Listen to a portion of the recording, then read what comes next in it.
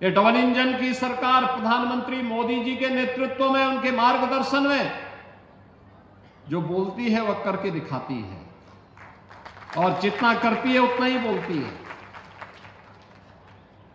हम लोगों ने कहा था ना कि रामलला हम आएंगे, मंदिर वहीं बन गया ना, मंदिर अयोध्या में। कोई संदेह है?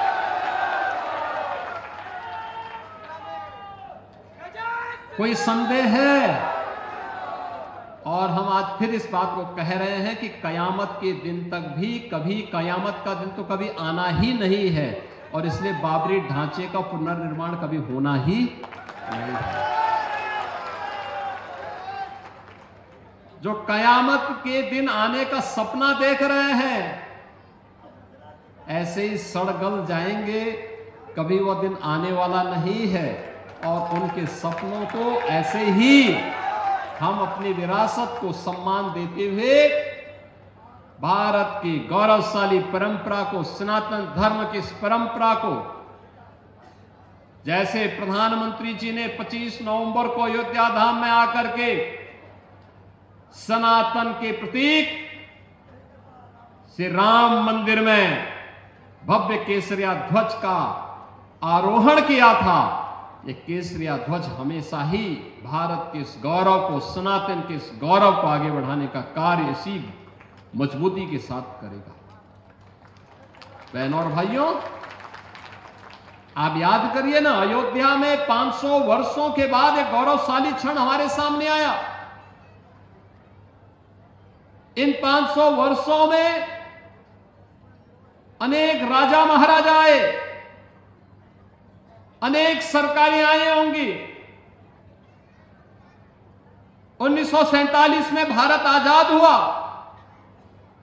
1952 में पहली चुनाव के बाद सरकारें बनी, लगातार हर चुनाव के बाद सरकारें बनती थी, फिर चुनाव होते थे, सरकारें बनती थी। अयोध्या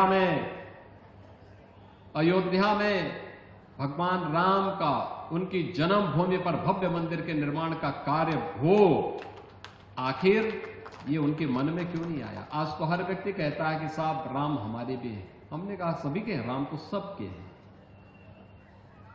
भेद इसमें है ही नहीं। लेकिन कुछ लोग हैं जो अवसरवादी रवैया अपना करके जब संकट आता है तब राम याद आते हैं और बाकी राम को विस्मृत कर देते हैं, राम को भूल जाते हैं। इसलिए भगवान राम भी अब उनको भूल चुके हैं।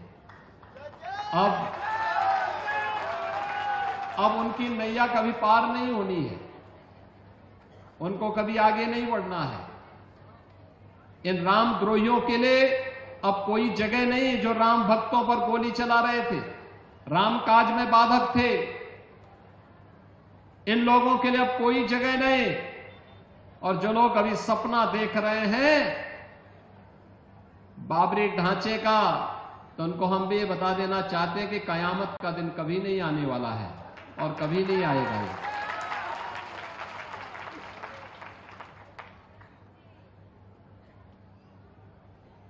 कयामत के दिन के लिए मत जियो, हिंदुस्तान में कायदे से रहना सीखो, कायदे से रहना सीखो।